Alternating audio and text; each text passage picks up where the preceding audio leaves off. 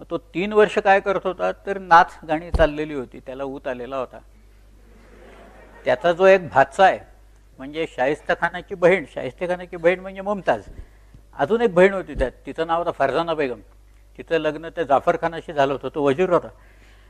तर त्याला 2 मुलं होती, एकाचं नाव होतं कामगार खान आणि दुसऱ्याचं नाव होतं नामदार खान. त्या कामगार खानाचं लग्न शाहिस्ता खानाने त्याची एक लाडकी मुलगी होती परी बेगम, तिच्याशी पुण्यात लावलं आणि पुण्याला त्या 3 दिवस सुट्टी देऊन टाकली होती त्यांनी. लोकांना बरं वाटलं, राहू दे शाहिस्ता खान लग्न लावतो, एवढी सुट्ट्या बिट्ट्या मिळत आहेत.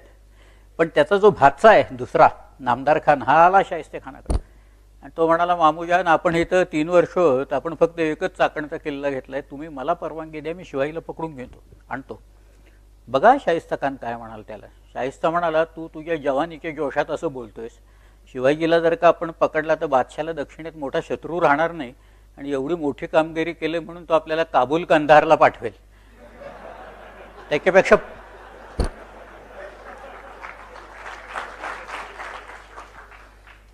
पुणं काय वाईट आहे, इथली आबोहवा फार चांगली आहे म्हणाले, इथंच राहूया आपण त्या सगळ्या.